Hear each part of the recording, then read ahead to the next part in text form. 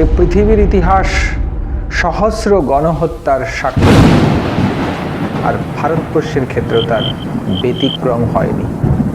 কি প্রাচীন, কি মধ্য, কি আধুনিক, ব্রিটিশদের অধীন কিংবা ব্রিটিশ উত্তর পর্বে, স্বাধীনতার প্রাককালে কিংবা স্বাধীনতার পরবর্তী সময়ে অনেক গণহত্যার ঘটনার সাক্ষী রয়েছে বিশ্ব তথা ভারতবাসী। এমনই একটা গণহত্যার সাক্ষী আমাদের এই পার্বত্য ত্রিপুরা। 1980 সালের সেই 8ই জুন ত্রিপুরার মান্দাই নামে একটি ছোট গ্রাম, রাজধানী আগরতলা থেকে মাত্র 25 থেকে 30 কিলোমিটার এর দূরত্ব। একটি সাধারণ দিন, একটি সাধারণ সকাল, কিন্তু কয়েক ঘন্টার মধ্যে গ্রামটি পরিণত হয় এক ভয়াবহ ট্র্যাজেডির কেন্দ্রে।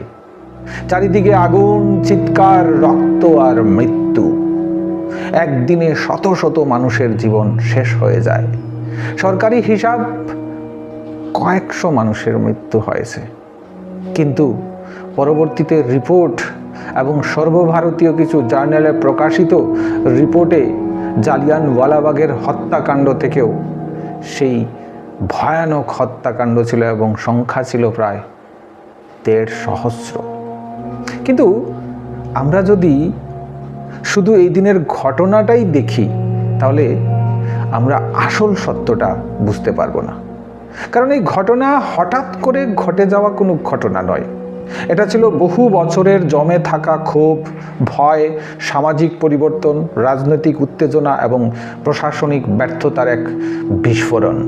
আজ আমরা সেই ইতিহাস বুঝতে চেষ্টা করব, যেখানে ধীরে ধীরে তৈরি হয়েছে সেই পরিস্থিতি যা শেষ পর্যন্ত মান্দাইয়ের মতো একটি ভয়াবহ ঘটনার জন্ম দেয়।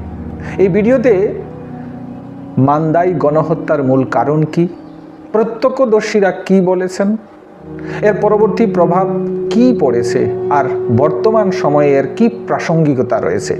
ভিডিওটা অনেক বড় হবে, তাই কয়েকটা পার্টে এই ভিডিওগুলি করব। প্রত্যেকটা পার্ট দেখার অনুরোধ রইল। অবশ্যই প্রত্যেকটা পার্ট দেখবেন, আর অবশ্যই এটাকে জাতিদাঙ্গা বৃদ্ধি করার ভাবনা নিয়ে দেখবেন না। কারণ ইতিহাস অনুভব, ইতিহাস একটা জাতির মেরুদণ্ডকে শক্ত করে। আমরা আজও কি এই ধরনের কোনো হুমকিতে আছি, নাকি আমাদের ভবিষ্যৎ রাজনৈতিক অস্ত্রের সংমিশ্রণে এই ধরনের কোনো সমস্যা তৈরি করতে পারবে বা তৈরি করবে, সেটা নিশ্চয়ই আপনারা উপলব্ধি করবেন। তাহলে দেরি না করে শুরু করা যাক। Welcome to my channel history IQ. এটি প্রাথমিক সমাজ ব্যবস্থা। ত্রিপুরার প্রাথমিক সমাজ ব্যবস্থা কেমন ছিল? একটা সময় ছিল ত্রিপুরা ছিল সম্পূর্ণ আদিবাসী অধ্যুষিত অঞ্চল। তিপ্রা, রিয়াং, জমাতিয়া, নোয়াতিয়া, হালাম এসব উপজাতি গোষ্ঠী ছিল এখানে প্রধান বাসিন্দা। তাদের জীবনযাত্রা ছিল প্রকৃতি নির্ভর এবং স্বনির্ভর। তারা জুম চাষ করত এবং বনজ সম্পদের উপর নির্ভর করত, এবং তাদের নিজস্ব সামাজিক ও রাজনৈতিক কাঠামো ছিল। তাদের সমাজে জমি শুধু অর্থনৈতিক সম্পদ ছিল না, এটা ছিল তাদের অস্তিত্ব ও সংস্কৃতির পরিচয়। এই সমাজে বাইরের প্রভাব ছিল খুবই সীমিত, কিন্তু ইতিহাস কখনো স্থির থাকে না, ধীরে ধীরে পরিবর্তন শুরু হয়। ব্রিটিশ আমল এবং প্রাথমিক পরিবর্তন।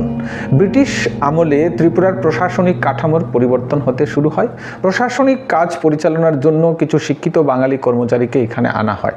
যদিও ত্রিপুরাতে বাঙালি নতুন কোনো জাতি ছিল না, কেননা চাকলা, রুশনাবাদ এবং সমতল ত্রিপুরা থেকে বাঙালি উপস্থিতি এই ত্রিপুরায় সুপ্রাচীন কাল থেকেই ছিল, এবং পরবর্তী সময়ে রাজ পরিবারের প্রশাসনের সঙ্গে বাঙালিদের যোগাযোগের ফলে এই সংখ্যা ধীরে ধীরে বাড়তে থাকে।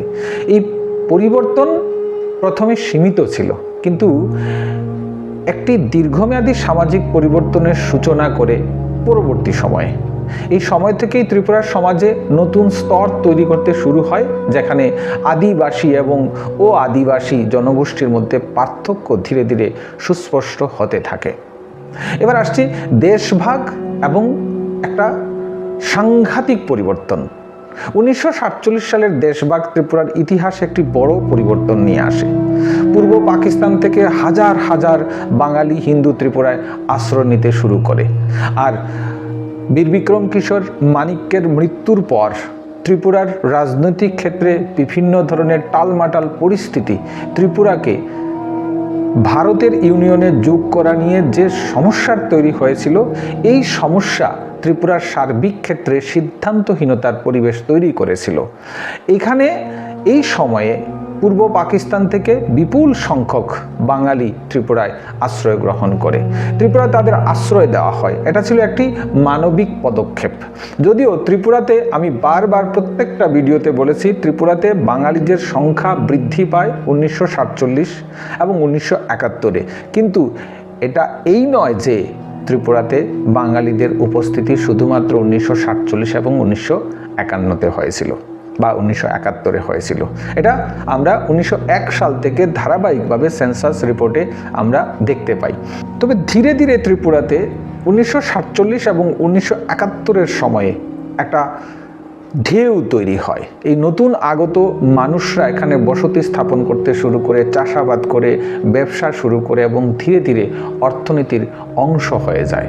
1971-এ আরও বড় পরিবর্তন। 1971 সালে বাংলাদেশের মুক্তিযুদ্ধের সময় আবার বিপুল সংখ্যক মানুষ ত্রিপুরায় আসে। এই সময়ে উদ্বাস্তু প্রবাহ আরও বাড়ছিল। এই দুই পর্যায়ে অভিবাসন মিলিয়ে ত্রিপুরার জনসংখ্যার গঠন সম্পূর্ণ বদলে যায়।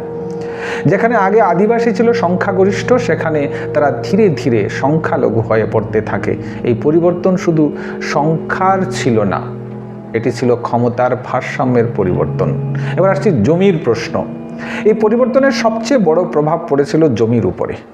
এই নতুন বসতি গড়ে উঠে, কৃষি জমির ব্যবহার পরিবর্তিত হয়, অনেক আদিবাসী ধীরে ধীরে তাদের জমি হারাতে থাকে। এই জমি হারানো শুধু অর্থনৈতিক ক্ষতি ছিল না, এটা ছিল তাদের পরিচয় হারানোর অনুভূতি, কারণ তাদের কাছে জমি মানে ছিল জীবন। অর্থনৈতিক বৈষম্য যদি বলি, এই সময়ে অর্থনৈতিক বৈষম্যও বাড়তে থাকে। নতুন আগতদের মধ্যে অনেকেই শিক্ষিত ছিল, তারা প্রশাসনিক কাজ, ব্যবসা ও চাকরিতে এগিয়ে যায়। অন্যদিকে আদিবাসী আধুনিক শিক্ষার সুযোগ থেকে বঞ্চিত ছিল, ফলে তাদের মধ্যে পিছিয়ে পড়ার অনুভূতি তৈরি হয়। তাদের মনে হতে থাকে তারা নিজের রাজ্যেই প্রান্তিক হয়ে পড়ছে। এবার আসছি পরিচয়ের সংকট। এই অর্থনৈতিক এবং সামাজিক পরিবর্তনের সঙ্গে যুক্ত হয় পরিচয়ের সংকট। ভাষা, সংস্কৃতি, জীবনধারা সব কিছু যেন দ্রুত বদলে যাচ্ছিল। আদিবাসীদের মধ্যে এই ভয় তৈরি হয়, তাদের সংস্কৃতি কি ঠিক টিকে থাকবে, তাদের ভাষা কি হারিয়ে যাবে, তাদের ভবিষ্যৎ কি হবে। এই প্রশ্ন ধীরে ধীরে মানসিক চাপ এবং ক্ষোভে পরিণত হয়। রাজনৈতিক সংগঠন এবং আন্দোলন এই সময় শুরু হয় উপজাতিদের মধ্যে। এই পরিস্থিতিতে রাজনৈতিক আন্দোলনের জন্ম হয়। ত্রিপুরার উপজাতি যুব সমিতি বা TUJS গঠিত হয়। এই সংগঠন আদিবাসীদের অধিকার রক্ষার দাবিতে আন্দোলন শুরু করে। তাদের প্রধান দাবিগুলি ছিল জমির অধিকার রক্ষা, স্বায়ত্তশাসন এবং সাংস্কৃতিক স্বীকৃতি।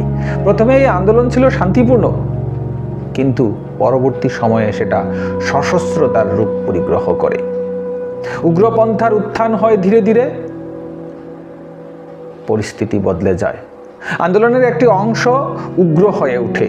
ত্রিপুরা ন্যাশনাল ভলেন্টিয়ার্স বা TNVর মতো সশস্ত্র সংগঠন গড়ে ওঠে। তারা সশস্ত্র প্রতিরোধ তৈরি করতে শুরু করে। এই সময় থেকেই সহিংসতার মাত্রা বাড়তে শুরু করে। উত্তেজনার চূড়ান্ত পর্যায়ে 1970-এর দশকের শেষ দিকে ত্রিপুরার উত্তেজনা দ্রুত বাড়তে থাকে। ছোট ছোট সংঘর্ষ, বাজারের ঝামেলা, গ্রামীণ দ্বন্দ্ব সবকিছু মিলিয়ে পরিস্থিতি অস্থির হয়ে ওঠে। লেম্বুছড়া বাজারের ঘটনা এই উত্তেজনার একটি বড় উদাহরণ।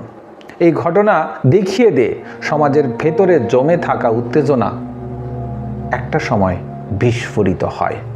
আর সেই ক্ষেত্রে প্রশাসনিক ব্যর্থতা ছিল সবচেয়ে বড় কারণ।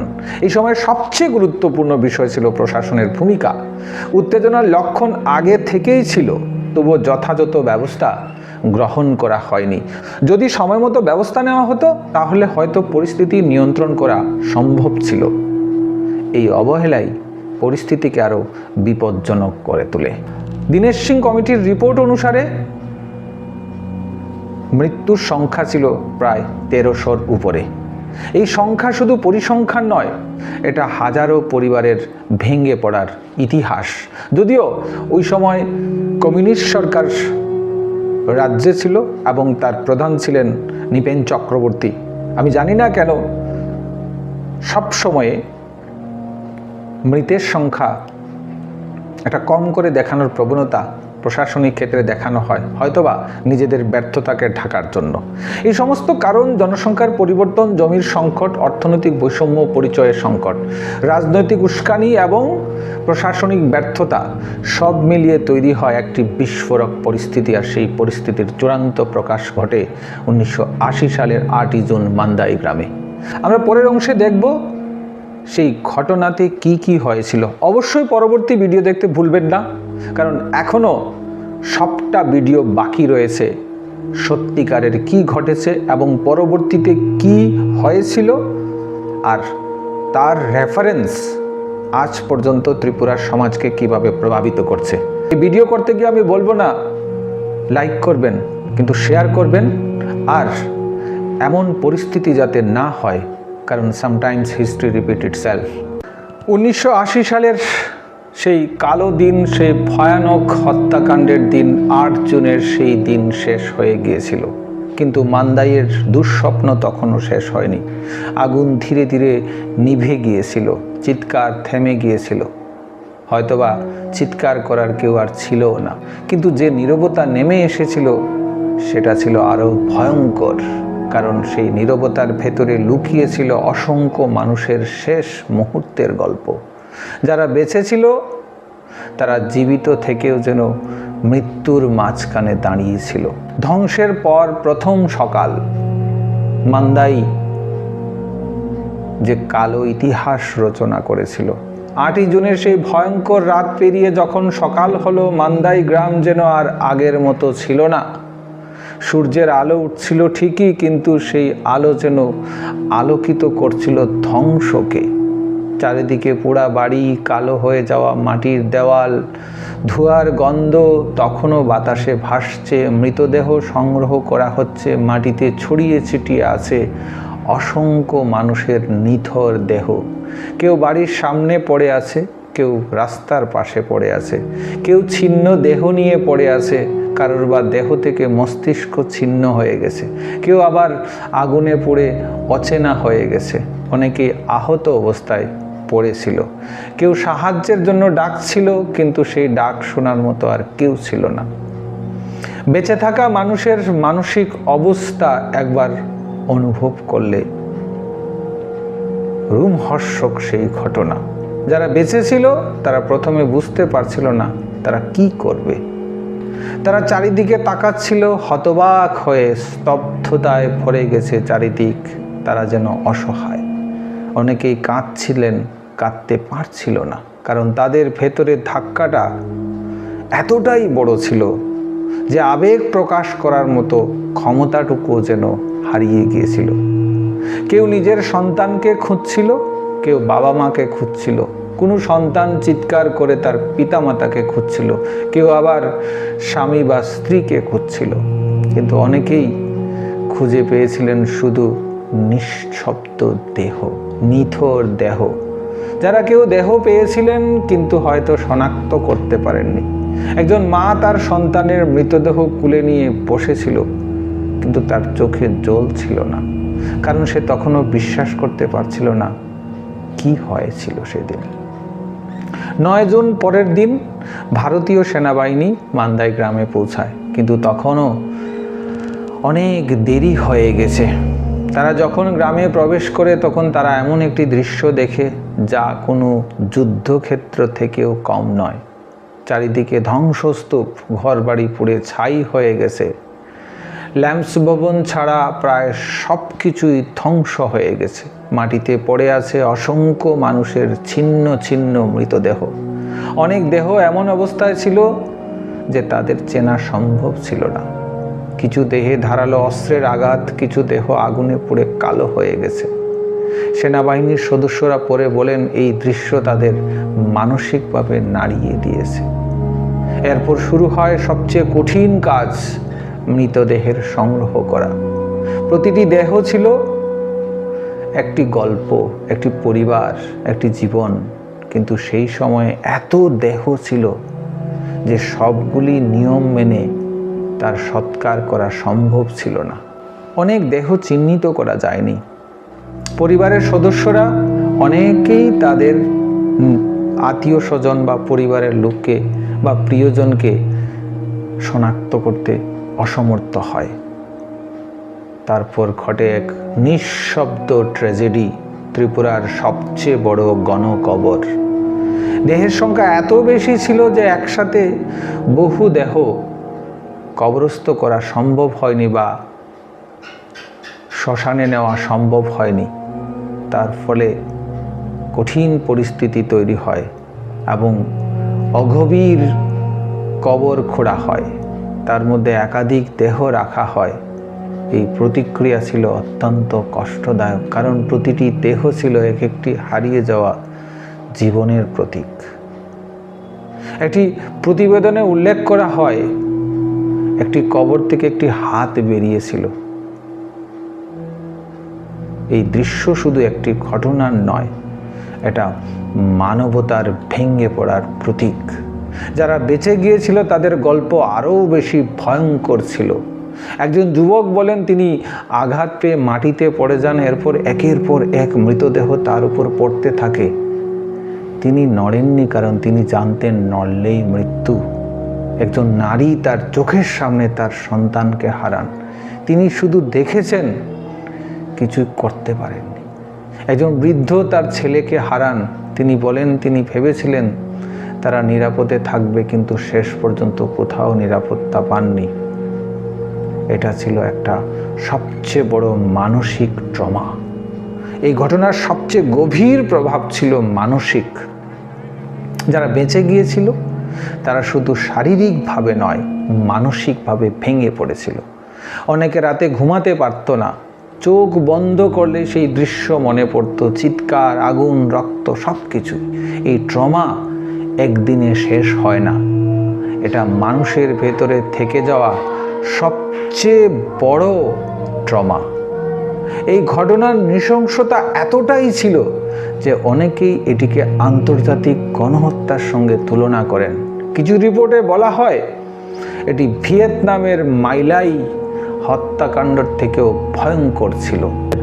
যারা আহত ছিল তাদের পরে হাসপাতালে পাঠানো হয়, কিন্তু তারা যেন একটা জীবিত লাশ হয়েছিল। অনেকেই গুরুতর আহত ছিল, অনেকে বেঁচে গেলেও তাদের শরীরে সেই ঘটনার চিহ্ন থেকে যায়। যারা বেঁচে ছিল তাদের সামনে সবচেয়ে বড় চ্যালেঞ্জ ছিল নতুন করে বাঁচা, কিন্তু সেই জীবন আর আগের মতো ছিল না। তাদের স্মৃতির মধ্যে সব সময় থেকে যাবে সেই দিন, সেই ভয়ঙ্কর দিন। মান্দাই তখন আর শুধু একটি গ্রাম ছিল না, এটা হয়ে উঠেছিল এক স্মৃতি, রক্তের, আগুনের আর হারিয়ে যাওয়া মানুষের। কিন্তু এই ঘটনার প্রভাব এখানেই শেষ হয়নি। পরের অংশে আমরা দেখব কিভাবে এই সহিংসতা পুরো ত্রিপুরায় ছড়িয়ে পড়েছিল এবং যারা ঘটনার মূল নায়ক তারা কিভাবে তাদের মিলিটেন্ট অ্যাক্টিভিটিস থেকে তাদেরকে পলিটিক্যালাইজ করে পরবর্তী সময়ে একটা শ্বেত সন্ত্রাসের পরিস্থিতি তৈরি করা হয়েছে। এবং এই শ্বেত সন্ত্রাস কতদিন চলবে সেটা বোঝা মুশকিল। তাহলে আমাদের বিভেদ নয়, ঐক্যে বিশ্বাস করতে হবে এবং আমাদের ইতিহাস থেকে শিক্ষা নিতে হবে। আর ইতিহাসের শিক্ষা হচ্ছে প্রকৃত শিক্ষা, যে শিক্ষায় শিক্ষিত হলে একটা দেশ রক্ষা পায়, একটা জাতি রক্ষা পায় এবং অবশ্যই এই ইতিহাসের শিক্ষা মানবিকতাকে রক্ষা করে।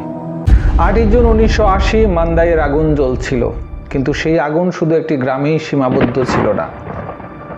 সেদিন যে সহিংসতার সূচনা হয়েছিল তার অভিঘাত খুব দ্রুত ছড়িয়ে পড়েছিল পুরো ত্রিপুরা জুড়ে। একটি ঘটনা, একটি দিন, কিন্তু তার প্রভাব ছিল বহু বছরের জন্য। মান্দাই আর শুধু একটি গণহত্যার নাম ছিল না, এটি হয়ে উঠেছিল এক বৃহত্তর সংঘাতের সূচনা। প্রশ্নটা তখন শুধু কি ঘটেছিল তা ছিল না, প্রশ্নটা ছিল এরপর কি হবে। সহিংসতার বিস্তার সমগ্র ত্রিপুরা জুড়ে সহিংসতার বিস্তার হয়। মান্দাইয়ের ঘটনার খবর দ্রুত ছড়িয়ে পড়ে। গ্রাম থেকে শহর, বাজার থেকে প্রশাসনিক কেন্দ্র, সব জায়গায় আতঙ্ক ছড়িয়ে পড়ে এবং আন্তর্জাতিক এবং জাতীয় স্তরে বিভিন্নভাবে আলোড়ন সৃষ্টি হয়। মানুষের মধ্যে গুজব ছড়ানো শুরু হয়। কেউ বলছিল আরও আক্রমণ হবে, কেউ বলছিল প্রতিশোধ নেওয়া হবে। এই গুজবগুলি পরিস্থিতিকে আরও ছড়িয়ে তুলেছিল। বিভিন্ন এলাকায় সহিংসতা শুরু হয়, বাড়িঘরে আগুন লাগানো হয়, মানুষকে লক্ষ্য করে হামলা চালানো হয়।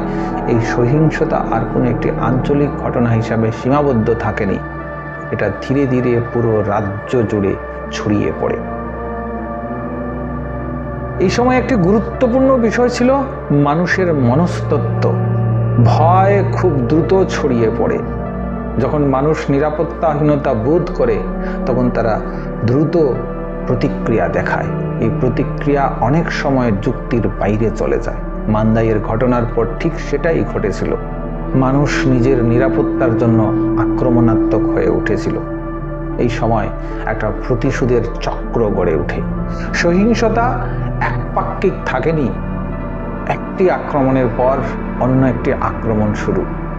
একটি ঘটনার প্রতিক্রিয়ায় অন্য জায়গায় নতুন সহিংসতার তৈরি হয়। এইভাবে তৈরি হয় একটি চক্র, যেখানে প্রতিটি আক্রমণ পরবর্তী আক্রমণের কারণ হয়ে দাঁড়ায়। এই চক্র থামানো খুব কঠিন হয়ে পড়ে।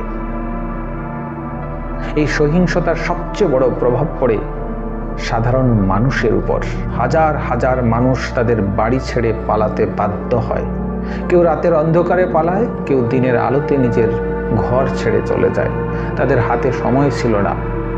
অনেকে শুধু নিজের প্রাণ বাঁচানোর জন্য পালাচ্ছিল, দৌড়াচ্ছিল, নিরাপত্তার সন্ধানে ছুটছিল। অনেক পরিবার ভেঙে যায়, কেউ বাবা মা থেকে আলাদা হয়ে যায়, কেউ সন্তানকে হারিয়ে ফেলে। এই মানুষগুলি আশ্রয় নেয় ত্রাণ শিবিরে। এই শিবিরগুলির অবস্থান ছিল অত্যন্ত কঠিন। খাবারের অভাব, পানীয় জলের সমস্যা, স্বাস্থ্য ব্যবস্থার সীমাবদ্ধতা, সব কিছু মিলিয়ে জীবন ছিল অনিশ্চিত। মানুষ গাদাগাদি করে থাকছিল। অনেকে জানতো না ভবিষ্যতে কি হবে। অনেকেই বলছিল আমরা নিজেদের রাজ্যেই শরণার্থী হয়ে গেলাম। আবার অনেকেই বলল শান্তির সন্ধানে আসা। আমাদের ভুল হয়েছে, যেখানে আমাদের প্রাণের হুমকি তৈরি হয়েছিল সেখান থেকে পালিয়ে এসে এখানে এসে প্রাণ বিসর্জন করি। প্রশাসনিক প্রতিক্রিয়া। এই পরিস্থিতিতে প্রশাসন সক্রিয় হয়। অতিরিক্ত সেনা মোতায়েন করা হয়, ত্রাণ শিবিরে খাদ্য সরবরাহ করা হয়, পরিস্থিতি নিয়ন্ত্রণে আনার চেষ্টা করা হয়। কিন্তু এই পদক্ষেপগুলি অনেক ক্ষেত্রেই দেরিতে আসে। তবে এই ঘটনার পশ্চাতে সবচেয়ে বড় যে বিষয়টা, সেটা হচ্ছে প্রশাসনিক ব্যর্থতা। এই ঘটনার পর সবচেয়ে বড় প্রশ্ন হয় এটা, কেন আগে ব্যবস্থা নেওয়া হয়নি? উত্তেজনার লক্ষণ আগে থেকেই ছিল। লেম্বুছড়া বাজারের ঘটনা তার একটি বড় উদাহরণ। তবুও যথাযথ নিরাপত্তার ব্যবস্থা নেওয়া হয়নি এবং রাজধানী আগরতলা থেকে মাত্র 25 থেকে 30 কিলোমিটার দূরে এত নৃশংস, এত বড় হত্যাকাণ্ড ঘটবে, প্রশাসন কিভাবে সেটা আটকাতে পারেনি। এই ব্যর্থতা পরিস্থিতিকে আরও খারাপ করে তোলে। এই ঘটনার পর ত্রিপুরার সমাজে বড় পরিবর্তন আসে। মানুষের মধ্যে পারস্পরিক বিশ্বাস ভেঙে পড়ে, সম্পর্কের দূরত্ব তৈরি হয়, উপজাতি বাঙালি বিভেদ তৈরি হয়। অনেক এলাকায় জনসংখ্যার বিন্যাস বদলে যায়। এই সহিংসতার প্রভাব বহু বছর ধরে থাকে। মানুষের মনে ভয় থেকে যায়। অনেক পরিবার তাদের পুরনো জীবনে আর ফিরতে পারেনি। সময়ের সঙ্গে সঙ্গে পরিস্থিতি কিছুটা স্বাভাবিক হতে শুরু করে। উগ্রপন্থী সংগঠনগুলির অনেক সদস্য আত্মসমর্পণ করে, কিন্তু আত্মসমর্পণ করে তারা ক্ষান্ত থাকেনি। আত্মসমর্পণ করে তারা রাজনৈতিক ছত্রছায়ায় আবার নতুন করে ফন্দি তৈরি করার জন্য তৈরি হতে থাকে। সরকার উন্নয়নের দিকে জোর দেয়, ধীরে ধীরে শান্তি ফিরে আসে, কিন্তু এই শান্তি কতটা বাস্তবায়িত তা নিয়ে অনেক বড় প্রশ্ন জাগে।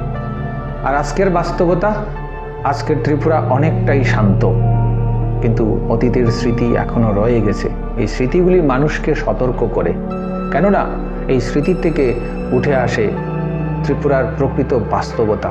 মান্দাইয়ের পর ত্রিপুরা আর আগের মতো ছিল না। একটি ঘটনা পুরো সমাজকে বদলে দিয়েছিল। তাহলে একটা জিনিস স্পষ্ট যে মান্দাইয়ের মতো ঘটনা ত্রিপুরার বিভিন্ন জায়গায় হয়তো ভাগ করে আরও ঘটেছিল। 1980 থেকে 1990 এবং 90 থেকে 2001 বা 2005 পর্যন্ত ত্রিপুরার বিভিন্ন জায়গায় বাঙালিদের নৃশংসভাবে হত্যা করা হয়েছে। একটা মাত্র অভিযোগ, বাঙালিরা উদ্বাস্তু। একটা মাত্র অভিযোগ, বাঙালিরা বাংলাদেশি। একটা মাত্র অভিযোগ, বাঙালিরা 1947 কিংবা 1971 পরে এসছে।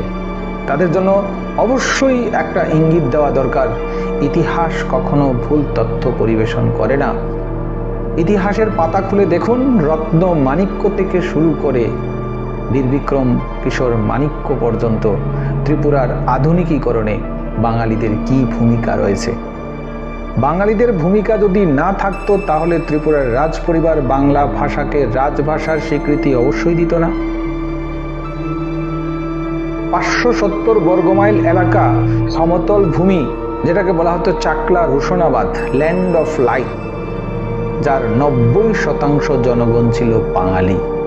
আর এই 90% জনগণের উদ্বৃত্ত অর্থনীতি দিয়ে এই ত্রিপুরার অর্থনীতি বেঁচে ছিল। তাহলে আমরা পরের অংশে দেখব এই ঘটনার গভীর কারণ এবং এই ঘটনা থেকে আমরা কি শিক্ষা নিয়েছি। আর এই ঘটনা থেকে যদি আমরা প্রকৃত শিক্ষা নিতে পারি, এখানেই হচ্ছে সার্থকতা। কারণ sometimes history repeat itself but always not repeat itself. সবাই ভালো থাকবেন, সতর্ক থাকবেন, ঐক্য বহাল রাখবেন, কেননা ঐক্যে উন্নতি, বিভেদের সর্বনাশ। মান্দাই গণহত্যা শুধু গণহত্যা নয়, এটা একটা প্রশ্ন। কিভাবে সমাজ ধীরে ধীরে এমন জায়গায় পৌঁছেছে যেখানে মানুষ মানুষের শত্রু হয়ে যায়? প্রশ্ন হচ্ছে, একদিনে কি এমন ঘটনা ঘটতে পারে? উত্তর হবে না। কোনো সমাজ হঠাৎ করে ভেঙে পড়ে না, ধীরে ধীরে অদৃশ্যভাবে বছরের পর বছর ধরে জমে ওঠা অসন্তোষ, ভয়, ক্ষোভ, বিভাজন, আর একদিন সেই সব কিছু একসাথে বিস্ফোরিত হয়। মান্দাই ঘটনা ছিল বা মান্দাই হত্যাকাণ্ড ছিল এমন একটি বিস্ফোরণ যা একসঙ্গে সমগ্র মান্দাইকে বদলে দিয়েছে, সমগ্র ত্রিপুরার ইতিহাসকে বদলে দিয়েছে। ইতিমধ্যে আমরা 4টা ভাগে মান্দাই ঘটনার বিভিন্ন বিষয় সম্পর্কে আলোচনা করেছি। আজকে শেষ ভাগে এই মান্দাই ঘটনার সার্বিক বিষয় নিয়ে উপসংহার টানার চেষ্টা করব। সবাইকে নমস্কার, welcome to my channel history IQ. প্রথম অধ্যায়, মূল কারণ। একটি দীর্ঘ প্রক্রিয়া। মান্দাইয়ের ঘটনাকে বোঝার জন্য আমাদের শুধু 8ই জুন 1980 দিকে তাকালে চলবে না, আমাদের ফিরে যেতে হবে বহু বছর আগে, যেখানে এই সংঘাতের বীজ বপন করা হয়েছিল। প্রথম এবং সবচেয়ে গুরুত্বপূর্ণ কারণ ছিল জনসংখ্যার পরিবর্তন। 1947 সালের দেশভাগের পর পূর্ব পাকিস্তান থেকে বিপুল সংখ্যক বাঙালি হিন্দু ত্রিপুরায় আশ্রয় গ্রহণ করে। কথা হচ্ছে, স্বাধীনতার পূর্বে ত্রিপুরা ভারতের অবিচ্ছেদ্য অঙ্গ ছিল না, কিন্তু স্বাধীনতার পর ত্রিপুরা ভারতের অবিচ্ছেদ্য অঙ্গ হয়ে দাঁড়ায়। এবং দেশভাগের পর বাংলাদেশ থেকে যারা এ দেশে আসে, অর্থাৎ ত্রিপুরাতে আসে, তারা শুধুমাত্র একটা স্থানান্তর করেছিল নিজেকে, হয়তোবা ভারত থেকে ভারত, কিন্তু পক্ষান্তরে দেখা গেছে এই ক্ষেত্রে সবচেয়ে বেশি প্রভাবিত হয়েছে ত্রিপুরার স্থানীয় উপজাতি সম্প্রদায়। তারপর 1971 সালে বাংলাদেশ মুক্তিযুদ্ধের সময় আবারও ব্যাপক উদ্বাস্তু প্রবাহ ঘটে। এই 2 পর্যায়ের অভিবাসন ত্রিপুরার জনসংখ্যার ভারসাম্য সম্পূর্ণ বদলে দেয়। যেখানে আগে আদিবাসীরা সংখ্যাগরিষ্ঠ ছিল, সেখানে তারা ধীরে ধীরে সংখ্যালঘু হয়ে পড়ে।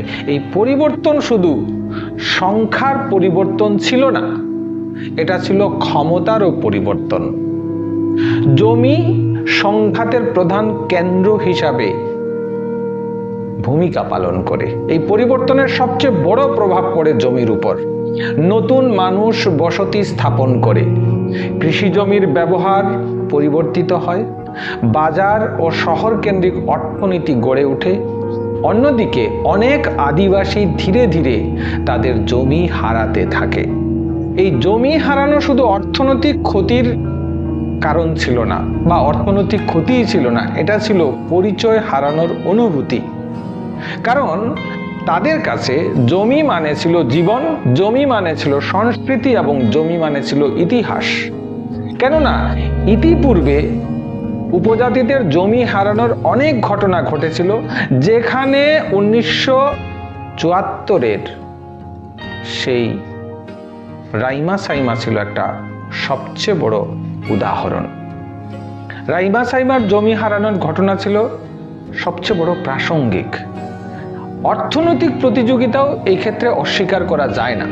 এই সময় অর্থনৈতিক প্রতিযোগিতা বাড়তে থাকে। নতুন আগতদের মধ্যে অনেকেই শিক্ষিত ছিল, তারা প্রশাসনিক, চাকরি, ব্যবসা ও অন্যান্য ক্ষেত্রে এগিয়ে যায়। অন্যদিকে আদিবাসীদের একটি বড় অংশ আধুনিক শিক্ষার সুযোগ থেকে বঞ্চিত ছিল, ফলে তাদের মধ্যে বঞ্চনার অনুভূতিও তৈরি হয়। তাদের মনে হতে থাকে তারা নিজের রাজ্যেই পিছিয়ে পড়ছে। এই পরিস্থিতির সঙ্গে যুক্ত হয় পরিচয়ের সংকট, ভাষা, সংস্কৃতি, জীবনধারা সবকিছু যেন দ্রুত বদলে যাচ্ছিল। আদিবাসীদের মধ্যে এই ভয় তৈরি হয় যে তাদের সংস্কৃতি টিকে থাকবে কি, তাদের ভাষা কি হারিয়ে যাবে, তাদের অস্তিত্ব কি সংকটের মুখে পড়বে। এই প্রশ্নগুলি শুধু সামাজিক ছিল না, এগুলি গভীর মানসিক প্রভাব ফেলে। আর এর সঙ্গে যুক্ত হয় রাজনীতি ও উস্কানি। এই জমে থাকা অসন্তোষকে রাজনীতি ব্যবহার করতে শুরু করে। কিছু সংগঠন মানুষের ভয় এবং ক্ষোভকে বাড়িয়ে তোলে। মানুষকে বোঝানো হয় তাদের জমি কেড়ে নেওয়া হচ্ছে, তাদের অধিকার হরণ করা হচ্ছে। এই ধরনের বক্তব্য ধীরে ধীরে মানুষের মধ্যে বিভাজন তৈরি করে। এখানে একটি গুরুত্বপূর্ণ বিষয় হলো, সব আদিবাসী বা সব বাঙালি এই সহিংসতার অংশ ছিল না, কিন্তু অল্প কিছু উগ্রপন্থী পুরো পরিস্থিতিকে সহিংসতার দিকে ঠেলে দেয়, আর একটা সহিংসতার চক্র তৈরি হয়। একবার সহিংসতা শুরু হলে তা দ্রুত ছড়িয়ে পড়তে থাকে। একটি আক্রমণ অন্য একটি আক্রমণকে জন্ম দেয়, একটি প্রতিশোধ আরেকটি প্রতিশোধের কারণ হয়ে দাঁড়ায়। এইভাবে তৈরি হয় একটি সহিংসতার চক্র, আর এই চক্র ভাঙা খুবই কঠিন হয়ে যায়। কারণ এখানে যুক্ত থাকে রাগ, ভয়, প্রতিশোধ, ক্ষতি এবং পরিচয় হারানোর গল্প। দীর্ঘমেয়াদী সামাজিক প্রভাব এতে তৈরি হয়। মান্দাইয়ের ঘটনার পর ত্রিপুরার সমাজে গভীর পরিবর্তন আসে। মানুষের মধ্যে পারস্পরিক বিশ্বাস ভেঙে যায়। একসাথে বসবাসের যে সংস্কৃতি ছিল সেখানে সন্দেহ এবং দূরত্ব তৈরি হয়। অনেক মানুষ নিরাপদ জায়গায় চলে যেতে থাকে। জনসংখ্যার বিন্যাস বদলে যায়। সমাজ আরো বিভক্ত হয়ে পড়ে এবং সার্বিকভাবে মানসিক প্রভাব তৈরি হয়। যারা বেঁচে ছিল তাদের সেই স্মৃতি নিয়ে বেঁচে থাকতে হয়। অনেকে ট্রমায় ভুগে, অনেকে সেই ঘটনা ভুলতে পারে না। এই ট্রমা প্রজন্ম থেকে প্রজন্মে ছড়িয়ে পড়ে। এরপরে আসে রাজনৈতিক পরিবর্তন। এই ঘটনার পর রাজনীতিতেও পরিবর্তন আসে। আদিবাসী রাজনীতি আরো শক্তিশালী হয়। স্বায়ত্তশাসনের দাবি জোরালো হয়। Tripura tribal area autonomous district council এর মতো কাঠামো গুরুত্বপূর্ণ হয়ে ওঠে। যদিও এরপর ত্রিপুরা শান্তির পথে অগ্রসর হয়। সময়ের সঙ্গে সঙ্গে পরিস্থিতি কিছুটা পরিবর্তন হয়, অনেক উগ্রপন্থী সংগঠন আত্মসমর্পণ করে, সরকার উন্নয়নমূলক কাজ শুরু করে, শিক্ষা, যোগাযোগ, অবকাঠামো সব ক্ষেত্রে উন্নতি হয়, ধীরে ধীরে সহিংসতা কমতে থাকে। আর আজকের ত্রিপুরা অনেকটাই বদলে গেছে, সহিংসতা অনেকটাই কমেছে, মানুষ আবার একসাথে থাকার চেষ্টা করছে। কিন্তু অতীতের স্মৃতি এখনো রয়ে গেছে, এই স্মৃতি মানুষকে সতর্ক করে যাতে তারা সেই ভুলগুলি আবার না করে। তবে এখানে একটা জিনিস সত্য, রাজনৈতিক অস্ত্র কি আবার সেই ঘটনাগুলির পুনরুত্থান ঘটাবে, আমাদের এই ক্ষেত্রে সন্দেহ থেকে যায়। মান্দাই আমাদের একটি বড় শিক্ষা দেয়, ঘৃণা কখনো হঠাৎ করে তৈরি হয় না, এটা ধীরে ধীরে তৈরি হয়। আর যদি তা সময় মতো থামানো না যায় তাহলে একদিন তা বিস্ফোরিত হয়। আর তাই ইতিহাস জানা জরুরি, অন্যের দৃষ্টিভঙ্গি বোঝা জরুরি, আর সবচেয়ে গুরুত্বপূর্ণ বিষয় হচ্ছে মানবিক থাকা জরুরি। মান্দাই শুধু একটি অতীত ঘটনা নয়, এটা একটি সতর্ক বার্তা। এটা আমাদের মনে করিয়ে দেয় সমাজকে ভেঙে পড়তে সময় লাগে না, কিন্তু সেই ভাঙ্গন তৈরি হয় ধীরে ধীরে। একটি সমাজকে টিকিয়ে রাখতে হলে প্রয়োজন বিশ্বাস, সহানুভূতি, বোঝাপড়া, ঐক্য এবং ইতিহাসের ধারণা। এই ভিডিওগুলি তৈরি করার প্রধান কারণ হচ্ছে ইতিহাস থেকে শিক্ষা নেওয়া, দাঙ্গা ছড়িয়ে দেওয়া নয়, উপজাতি বাঙালি উভয়ের মধ্যে ঐক্যের বাতাবরণ তৈরি করা। কেননা মান্দাই ঘটনার পর শুধুমাত্র হিংসা মান্দাইয়ের মধ্যেই সীমাবদ্ধ ছিল না, তারপরে উদয়পুর কাণ্ড, হাদ্রা কাণ্ড, বিভিন্ন বিষয় নিয়ে আলোচনা করব। অবশ্যই চ্যানেলের সঙ্গে থাকবেন, আর ভিডিওটা ভালো লাগলে অবশ্যই লাইক করবেন, শেয়ার করবেন, আর চ্যানেলে নতুন হলে সাবস্ক্রাইব করবেন। সবাই ভালো থাকবেন, নমস্কার।